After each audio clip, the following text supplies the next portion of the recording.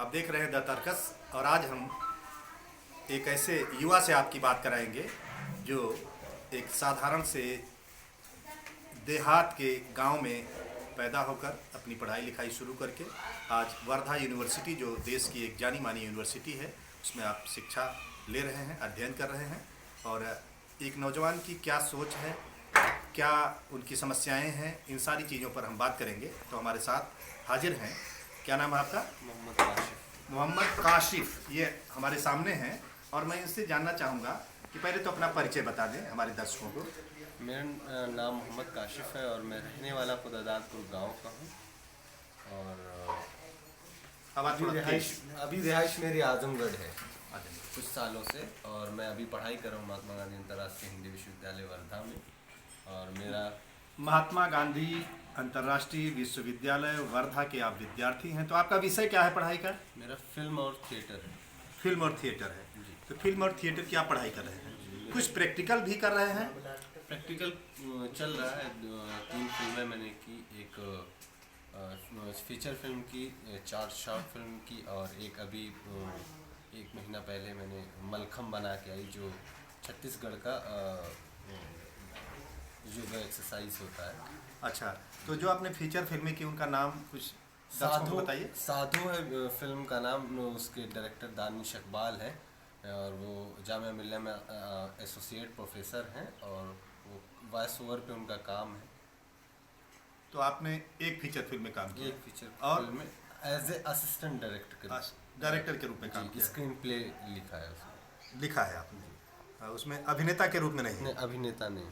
आगे आपकी क्या सोच है, किस क्षेत्र में आपको अपने को डेवलप करना चाहते हैं? मुझे एज ए टेक्निकल एडिटर के तौर पे रहना है और आगे काम करना है सिनेमा में बतौर निर्देशक के रूप में। अच्छा, आपकी उम्र कितनी हो गई है? लगभग 22 साल। 22 साल। तो शादी विवाह के बारे में तो फिल्म वाले अक्सर खूब खींच के काफ़ी दूर ले जाते हैं, तो वो आप पर भी असर पड़ा ही होगा। शादी तो बहुत देर से करेंगे, 40 के बाद कि पहले?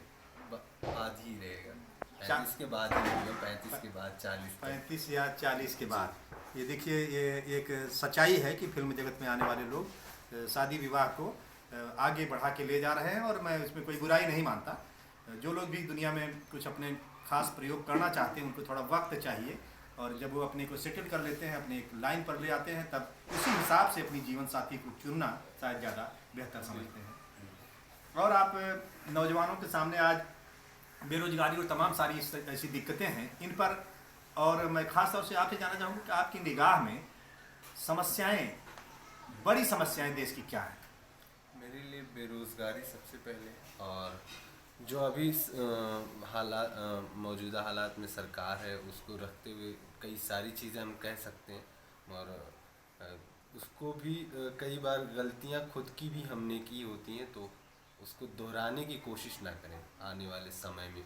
आगे अगला चुनाव में अगले पीढ़ी हमारी जो है वो ना। ये आपने कहा कि गलतियां न दोहराएं, तो आप ये समाज से कर रहे हैं कि नौजवानों से कर रहे हैं या सरकार से कर रहे हैं? सभी से है मेरा निवेदन है, क्योंकि हर बार आप गलती करते हैं आपको भुगतना पड़ता है। मैंने आपके कहने का मतलब है कि गलती करना तो लाजमी है, इंसान है तो गलती हो सकती है, लेकिन गलती करके फिर बार बार गलतियों को दोहराना ये ठीक नहीं है, समाज के लिए भी और देश के लिए भी। तो आप कला के क्षेत्र में, फिल्म के क्षेत्र में उतर रहे हैं। आप कैसी फिल्मों को पसंद करते हैं? कैसी फिल्में हमारे समाज में बेहतरीन परिवर्तन ला सकती हैं? आप क्या सपना देखते हैं इस बारे में? अभी कुछ दिन 5 दिन पहले एक बहुत हो सकता है अच्छी, हो सकता हो बुरी हो, 2 चीज़ें। OTT प्लेटफॉर्म जो होता है अमेज़ॉन, नेटफ्लिक्स वगैरह, वो अब सरकार की निगरानी में चलेगा, और कहा जाता है उसमें सिर्फ इसलिए कहा गया कि उसमें सेक्सुअल कंटेंट और गाली होती है, तो उसको हटाने के लिए मुझे भी लगता है कि सेक्सुअल कंटेंट को हटा के, गाली को हटा करके सिनेमा को लेके जाना चाहिए। हाँ, कई बार जैसे अनुराग कश्यप की सारी अनुराग कश्यप, अनुभव सिन्हा वगैरह का सिनेमा होता है, उसमें लाजमी है, क्योंकि वो एक हमारे समाज, हमारी जैसी सोच, गांव में जो लड़के रह रहे होते हैं या फिर शहर में जो चरस गांजे की शिकार वगैरह होते हैं, उन चीज़ों को दिखाते हैं बहुत अच्छे से। ऐसा सिनेमा मुझे पसंद है और ऐसा आने वाले समय में बनता भी रहेगा। आज के समय में जो देश की राजनीति चल रही है, कौन सा नेता आपको पसंद आता है? अभी तो बराक ओबामा ने लिख ही दिया है, आपको पता है। तो क्या लिख दिया है? आप बराक ओबामा की किताब आई, आप उसमें लिख दिया है कि एक आप ईमानदार होने की छवि अच्छी होती है, मगर आप जब तक चीज़ों को क्या बोलते हैं इसको, रास्ते या प्लेटफॉर्म पे नहीं लाएंगे तब तक आप एक सम्मान के काबिल नहीं होंगे कोई भी। बराक ओबामा ने ये कहा, इसका आशय थोड़ा सा और क्लियर करिए, हमारे सामने जो नौजवान बैठे हैं वो भी समझ सकें आप क्या कहना चाह रहे थे इस संदर्भ में। वो जान गए होंगे कि बराक ओबामा ने किसके बारे में लिखा है, ये बिल्कुल वो उनको जान गए हैं कि वो किसके बारे में लिखा गया है और किस इंसान को ईमानदार कहा गया और किसको कहा गया सीखने को। तो ये ज़रूरी है क्योंकि हमारे भारत में पॉलिटिकल दो ही चेहरे आते हैं, या तो अगर कोई दहाड़ करके मन से कहे कि बाकी लोग बेईमानी छोड़ दें और ईमानदारी पर उतर आओ, तो इसका मतलब वो ईमानदार होगा तभी तो कहेगा। जो सबको ललकारे ईमानदार होने के लिए, इसका मतलब वो ईमानदार होगा? ऐसा कुछ नहीं, ऐसा जरूरी नहीं है, ज़रूरी वो झूठ भी हो सकता है, जबरदस्त बड़ा झूठ भी हो सकता है। तो आप एक कला क्षेत्र के व्यक्ति हैं, आपसे हमने बातचीत किया, और कुछ खास तौर से नौजवानों से आप क्या कहना चाहेंगे, इस देश के नौजवानों से? इस देश की बात बार बार की जाती है कभी, तो देश का असली मकसद आपकी निगाह में क्या है और उसका हल क्या है? अच्छी शिक्षा है, अच्छी किताबें, अच्छी फिल्में, अच्छी सोच है, बस इसी को सार्थक रूप देने की कोशिश रहे हर जगह, चाहे वो कृषि का क्षेत्र हो, चाहे आईटी का क्षेत्र हो, चाहे फिल्म का हो, चाहे आर्ट का हो। आप अपनी ज़िंदगी में सबसे बढ़िया फिल्म का जो सपना देखते होंगे, वो क्या आपका कुछ ताना बाना उसका है कि ऐसी फिल्म हम एक बनाएंगे जो समाज को सही दिशा दे सकेगी? ऐसा कोई अगर सपना है तो बताइए।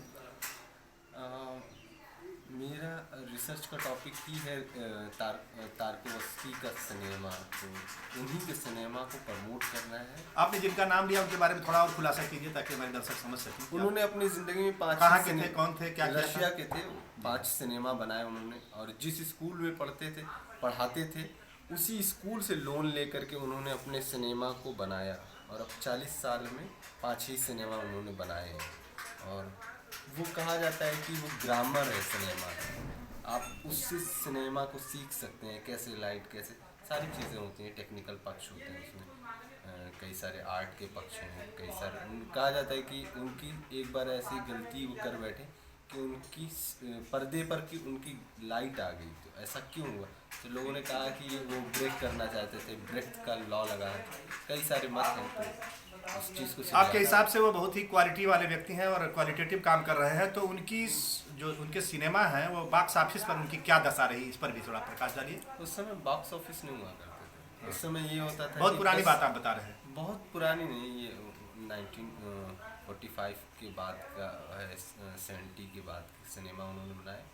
अभी भी उनका पूरी दुनिया में उनका जो स्कूल है वो पूरी दुनिया में पूरी दुनिया उससे पढ़ती है, सीखती है वहाँ जाकर। उसकी कुछ खासियत, कुछ खूबी संक्षेप में बता दीजिए ताकि लोग समझ सके किस तरह के सिनेमा वो उसको सामने लाते थे। एक्चुअली वो ग्रामेटिकल सिनेमा होता था, जैसे हमारा इंग्लिश का ग्रामर होता है वैसे ही सिनेमा का क्या ग्रामर है, उस ग्रामर को लेकर के वो टेक्निकल पक्ष हो, एडिटिंग पक्ष हो, चाहे वो सिनेमेटोग्राफी हो, चाहे वो लेखन का पक्ष हो, चाहे वो पर्दे पर प्रेजेंटेशन का ग्रामर की जहाँ तक बात है, कोई ग्रामर का अच्छा जानकार होता है तो उसकी प्रस्तुति, उसका प्रेजेंटेशन शानदार होता है, लेकिन अपने आप में ग्रामर एक नीरस सा विषय होता है, ये भी सच्चाई है। बिल्कुल है। उनकी फिल्म हम लोग, मैं कई बार ऐसा होता है कि सो जाता हूँ उनकी फिल्में देखते देखते। तो एक ईरान के बहुत अच्छे डायरेक्टर हैं जफ़र पनाही, तो वो कहते हैं कि जो सिनेमा आपको सुला दे दुनिया का सबसे खूबसूरत सिनेमा, या तो कोई सिनेमा आपको सिर्फ रातों रातों जगा दे, वो भी बहुत अच्छा। या तो सुला दे या तो जगा दे, दो में से एक करेगा तो उसको आप अच्छे सिनेमा की कैटेगरी में मानते हैं। और कुछ हमारे नेताओं से, हमारे नौजवानों से कुछ क्या कहना चाहेंगे? आप एक युवा हैं, एक शख्सियत हैं, और आप अपनी होने वाली बीवी में क्या गुण देखना चाहते हैं? कैसी लड़की को आप पसंद करेंगे? ये भी मेरा सवाल है आपसे। कितना दहेज चाहिए? मैं नहीं, अभी तक तो नहीं। मैंने ऐसा कभी सोचा भी नहीं ये सब चीज़ें। दहेज नहीं चाहिए। बिल्कुल ये सब चीज़ों को वैसे में फोकस नहीं है मेरा। दूसरा जो मुझे रिसर्च के एरिया में ज़्यादा काम करना है। तो आप अपनी बीवी को भी रिसर्च वाली चाहते हैं कि एक्ट्रेस के रूप में चाहते हैं, अभिनेत्री हो, गायक हो, कलाकार ज़रूरी हो? नहीं है। कई बार आप किसी और को पसंद करने लगते हैं, कई बार आप किसी और क्षेत्र की चीज़ों को पसंद करने लगते हैं। तो आप जिसको पसंद करते हैं क्या उसमें कोई दिक्कत है उसको हासिल करने में? आपके घर परिवार समाज किसी तरह की कोई दिक्कत हो तो बताइए। आएगी सामने, ऐसा नहीं है कि आएगी नहीं। वो हम जानते ही हैं कि आने वाले समय में उसको आप क्या संदेश देना चाहेंगे? वो वो इंतजार मैटर करे? नहीं, वो मैटर नहीं है। आप अपनी चीज़ों को बरकरार रखिए बस। के आसिफ एक बहुत डायरेक्टर हुए जो उन्होंने अभी तक एक ही सिनेमा बनाया उन्होंने, मुग़ल आज़म। वो हमेशा हर कोई कहता था कि वो प्रेम के लिए हमेशा तरसते रहे, चाहे गुरुदत्त हो, गुरुदत्त भी हमेशा वहीदा रहमान के लिए रहे। तो ये सब सारी चीज़ें ऐसे ज़िंदगी चलती रहती है, इसमें ये सब चीज़ें, शादी, प्रेम बहुत ज़रूरी चीज़ है मेरे लिए और सभी के लिए। प्रेम जरूरी है आपके लिए और सभी के लिए। आपके ये शब्द वास्तव में अच्छा लगा, आपने प्रेम को अहमियत दिया। आज तो नफ़रत ही नफ़रत दुनिया में फैलती जा रही है और नफ़रत को रोकने के लिए आइए हम एक जंग छेड़ते हैं और इस जंग में आप भी शामिल होंगे, मुझे यकीन है। और आप नौजवान हैं, आप वर्धा यूनिवर्सिटी के विद्यार्थी हैं, आपसे एक प्रेम की जंग शुरू होनी चाहिए और ये जंग घर घर तक लोगों के दिलों को जीतती हुई, फतह करती हुई पूरी दुनिया में अपने फतह का झंडा बुलंद करे। मैं यही उम्मीद करता हूँ और आपको बहुत बहुत साधुवाद देता हूँ, धन्यवाद देता हूँ। मेरी मंगल कामनाएं हैं कि आप आगे बढ़ें और समाज को बेहतरीन दिशा दें। धन्यवाद।